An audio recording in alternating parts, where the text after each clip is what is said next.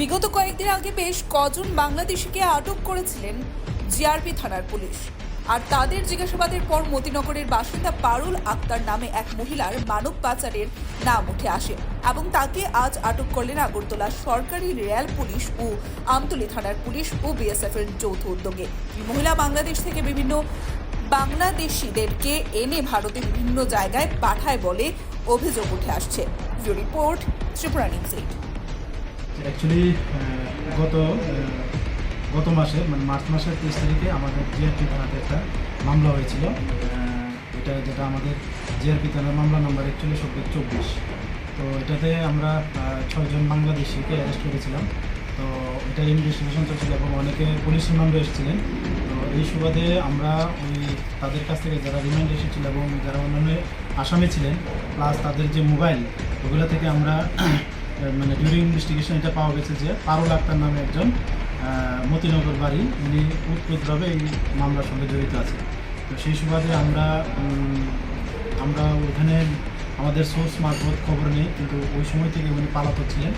তো গতকালকে আমাদের সোর্স মারফতে খবর পাই যে উনি বাড়িতে এসেছেন রাত্রেবেলা। তারপর যথারীতি আমরা জিআরপিএফ পুলিশ প্লাস আমতলী থানার পুলিশ এবং যে বিএসএফ আছেন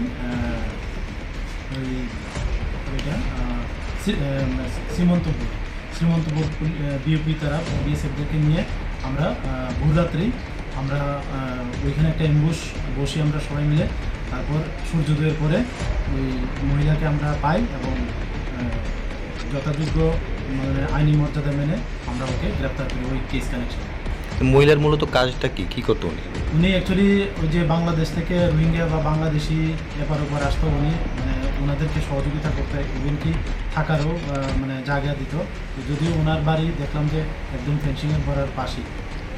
আর কেউ আছে এটার সঙ্গে জড়িত বা কিছু? এটা ওনাকে জিজ্ঞাসাবাদ চলছে, সকাল থেকে জিজ্ঞাসাবাদ চলছে। তো আমরা দেখছি যে আরও কেউ এটার সঙ্গে যুক্ত আছে কিনা, এবং যদি যুক্ত থাকে আমরা অবশ্যই আইনি কারণে আমরা করব।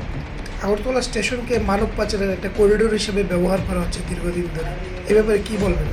অ্যাকচুয়ালি হ্যাঁ, একটা শ্রেণী তো আছে এগুলোর সঙ্গে যুক্ত আছে। তো আপনারা দেখতেই পাচ্ছেন আমরা দিন দিন এটা আমরা আরপিএফ জিআরপি প্লাস যে আমাদের বিভিন্ন উইং আছে বিএসএফ সব মিলিয়ে আমরা এটা নিয়ে একটা সবসময় একটা চক বসে আসছি এবং যারাই এই রেল স্টেশনকে মানে এই মানবের মানে পাচার বা এসব কিছুর সঙ্গে যুক্ত থাকার চেষ্টা করছে বা করছে, আমরা তাদেরকে আইডেন্টিফাই করছি এবং একে একে আমরা অ্যারেস্ট করছি এবং আগামীতে আমরা করব।